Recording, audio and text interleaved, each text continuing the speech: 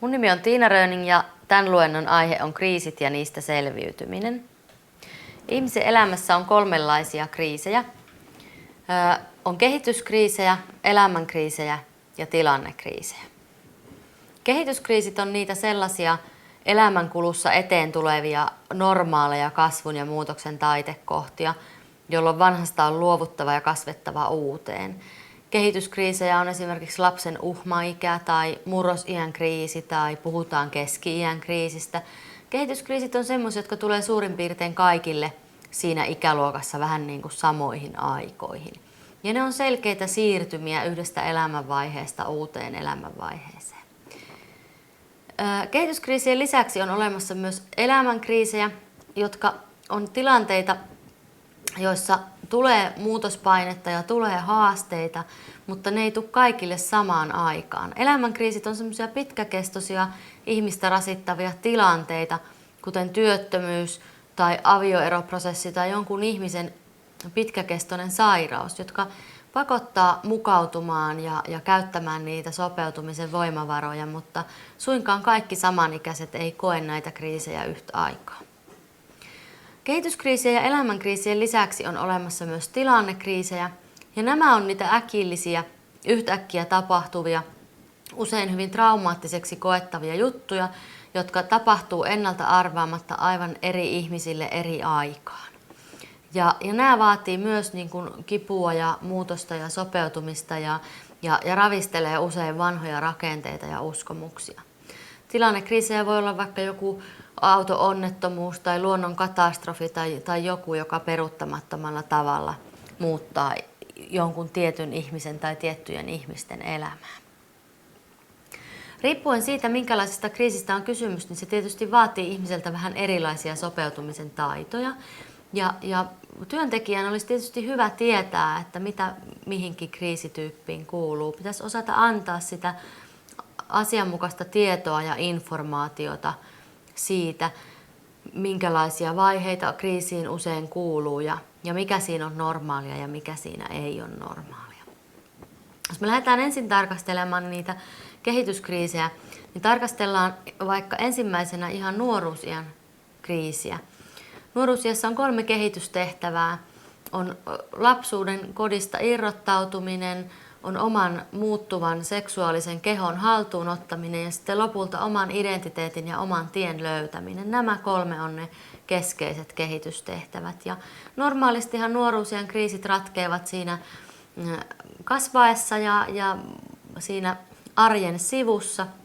Ja näiden kriisien on tarkoituskin ratketa tavallaan itsestään, jos jokin ei sitä häiritse. Ei tietenkään kivutta ja automaattisesti, mutta sitten lopulta kuitenkin jollakin tavalla. Mutta on asioita, jotka saattaa mutkistaa sitten tätä kehityskriisien ratkaisua, että joillekin nuorille sitten tuleekin niin kuin vaikeuksia, niin kuin tulee enemmän haastetta näissä asioissa. Esimerkiksi kriisi perheessä voi viedä nuoren voimavarat. Eli jos samaan aikaan kun nuorella on menossa oma kriisi, perheeseen tulee joku iso murrosvaihe, niin saattaa olla, että nuori joutuu esimerkiksi tukahduttamaan oman vihan ja kapinansa, että ei ravistelisi jo muuten hauraita perheen rakenteita. Tai saattaa käydä niin, että nuori koittaa hypätä liian varhain aikuisuuteen tai juuttuu pienemmän lapsen rooliin pidemmäksi ajaksi. Eli usein nuoren kehityskriisiä voi haitata esimerkiksi perheen kriisi samaan aikaan. Tai voi olla, että lapsi jotenkin satuttaa itseään tietä etsiessään, että tuki ja yhteys vanhempiin puuttuu ja sattuu jotain, tulee häpeä ja nuori hylkää itsensä jotenkin, säikähtää sitä tilannetta. Ja tällainen tilanne saattaa myös vaikeuttaa ja traumatisoida sitä kriisin ratkaisua. Joskus näkee myös sellaisia tilanteita, että kun nuoren pitäisi itsenäistyä niistä vanhemmista, niin vanhemmista ei ikään kuin olekaan vastusta siihen irrottautumiseen. Jäädään vähän niin kuin mössöön tai loukkoon tämmöisten kaverivanhempien kanssa, että äiti ja tytär käyttävät samoja vaatteita ja näyttävät samalta ja ovat enemmänkin kavereita. Ja on tietysti selvää, että se voi olla sille nuorelle aika haastavaa irrottautua tämmöisestä äidistä, esimerkiksi äidistä, joka ei sitten suostukaan olemaan sitä edellistä sukupolvea. Tai sitten päinvastoin, että ne rakenteet onkin liian ahtaat ja lapsi ja nuori ei saakaan tulla omaksi itsekseen ja löytää itse omaa tietään, vaan semmoinen ulosmurtautuminen onkin sitten liian vaarallista ja jopa jollakin tavalla uhataan, että tulee hylätyksi tai joutuu yhteisön ulkopuolelle. Nämä on niitä tyypillisimpiä tilanteita, joissa nuori tarvitsee tukea silloin, kun tavallaan se murrosiän kehitys ei menekään ihan normaalisti. Muuten oikeastaan niin kuin nuoruusien kehitystehtävien kannalta aikuisen ammattitaitoa on se, että hän ymmärtää, mikä on ikätasosta minkäkin ikäiselle ja hän tunnistaa, missä vaiheessa nuori on näissä asioissa menossa. 13-vuotias on menossa eri vaiheessa kuin 17-vuotias. Sitten jos me tarkastellaan äkillisiä kriisejä, niin niissä on myös nähtävissä tiettyä säännönmukaisuutta. Eli kun jotakin sattuu, niin ihmiset reagoivat yleensä tietyillä vaiheilla sen kriisin jälkeen. Ensimmäisenä äkillisen kriisin jälkeen tulee yleensä shokki. Ja shokki kestää muutamista tunneista muutamiin päiviin. Ja shokille tyypillistä on se, että ihminen ei ole ikään kuin oma itsensä. Siihen liittyy semmoinen kieltäminen, epäusko, ei oikein tajuta, että se asia on tapahtunut. Shokissa olevaa ihmistä on hyvä suojata, on hyvä sanoa, että sun ei tarvitse puhua kaikille tästä asiasta ja ohjata häntä ikään kuin puhumaan esimerkiksi tietyille ihmisille, koska shokissa olevalla ihmisellä on taipumus jokaiselle vastaantulijalle kertoa tätä kauheata tarinaa. Shokin jälkeen tulee reaktiovaihe, jossa sananmukaisesti reagoidaan, eli aletaan ymmärtää, mitä on tapahtunut, aletaan toimia sen suuntaisesti. Kaikki suojamekanismit on päällä, ihminen on vihainen, ahdistunut, tulee semmoisia surun purskahduksia, kaikenlaisia kuvitelmia, mutta että päällimmäisenä on se, että aletaan tajuta, että tämä on ihan hirveä juttu ja tämä on tapahtunut. Reaktiovaihe kestää yleensä päiviä tai viikkoja ja siinä on niin kuin tyypillistä tämmöinen vähän niin kuin ylikierroksilla käyminen. Reaktiovaiheen jälkeen pitäisi alkaa työstämisvaihe, jossa aletaan käsitellä tapahtunutta useammasta suunnasta. Aletaan mieltää se tilanne ja nähdä siinä erilaisia vaiheita. Löydetään ehkä ihan uusia tapoja suhtautua. Suru ja viha yleensä vuorottelevat. Pessimismi, ihmisten vältteleminen, mutta toisaalta myös semmoinen ilo ja innokkuus. Työstämisvaiheessa ihminen saattaa niin kuin säikähtää sitä, kun hän hetken ajan onkin jo iloinen, mutta seuraavassa hetkessä vielä palaa suremaan. Mutta tämä on ihan normaalia ja työstämisvaihe kestää yleensä viikkoja ja kuukausia. Ja viimeisenä sitten kriisissä tulee tämmöinen uudelleen orientoitumisen vaihe, eli oikeastaan niin kuin hyväksytään se tapahtunut ja se tapahtunut ikään kuin sulaa pois.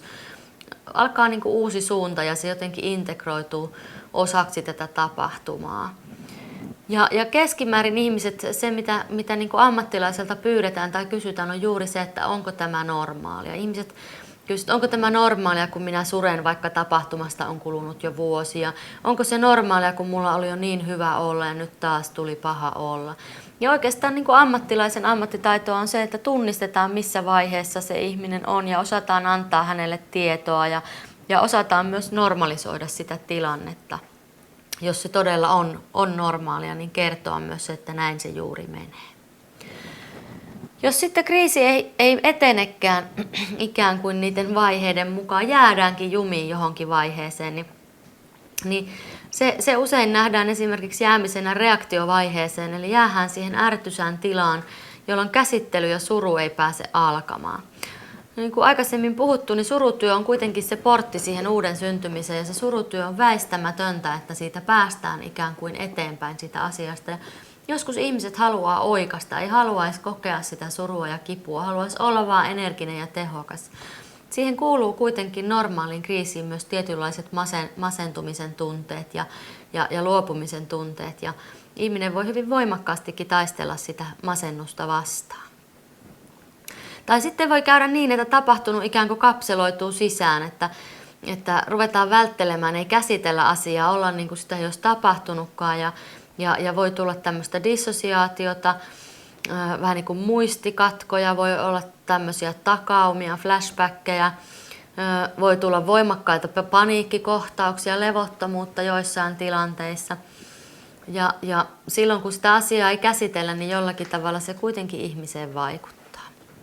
Keskeneräinen kriisi jää pitkittyessään yleensä traumaksi ja tämmöinen trauma sisältää yliviritystä, välttelyä, ehkä jopa vähentynyttä kiinnostunutta ulkomaailmaa tai sitä, että joudutaan varomaan tiettyjä paikkoja ja tiettyjä tekemisiä ja tiettyjä puhumisia. Ehkä sen parhaiten ihmisestä huomaa niin, kun huomaa osuneensa johonkin, ei tiedä oikein mihin, mutta yhtäkkiä jotenkin ihminen kylmenee tai kuumenee siinä keskustelussa jostakin, josta ei oikein tiedä mistä. No, jos me ajatellaan, että nuoren elämään kuuluu normaalisti kriisit ja nuoruusiän keskeiset kehitystehtävät on kriisiä, niin milloin nuori sitten tarvitsee erityistä tukea? Ehdottomasti silloin, kun tiedetään, että kotona on esimerkiksi sattunut jotain, niin silloin mun mielestä kaikkien nuoren kanssa toimivien aikuisten olisi hyvä sanottaa sille nuorelle tai lapselle, että mä tiedän, että tällaista on sattunut ja mä oon valmis auttamaan tai miettimään asiaa tarvittaessa. Hirveän moni nuori miettii lähes ensimmäisenä tapahtuneen jälkeen, että ketkä kaikki tietää.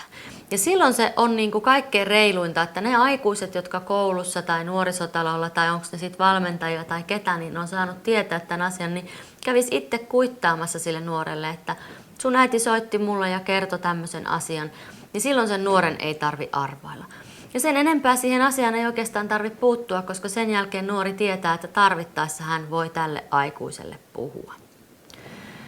No sitten tietysti, jos nuoren käyttäytyminen muuttuu radikaalisti äkkiä, huolellisesta tulee hirvittävän huolimaton tai aktiivisesta nuoresta tulee arka tai pelokas, niin silloin yleensä on hyvä selvittää, mistä on kysymys. Silloin aina, kun lapsi tai nuori ei elä ikäisensä elämää, niin silloin pitäisi hälytyskellot soida, että mistä tässä on kysymys. Todella raju aggressiivisuus ja uhma tai hyvin voimakas itkuisuus ja poissaolevuus ei myöskään ole normaalia. Ja itsensä vahingoittaminen ei ole normaalia missään olosuhteessa, ei myöskään humalassa.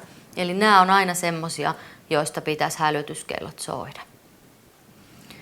Kun lähdetään nuorta tukemaan, niin tietysti se on aika hankalaa, kun helposti alireagoimisen pelossa ylireagoi ja ylireagoimisen pelossa alireagoi.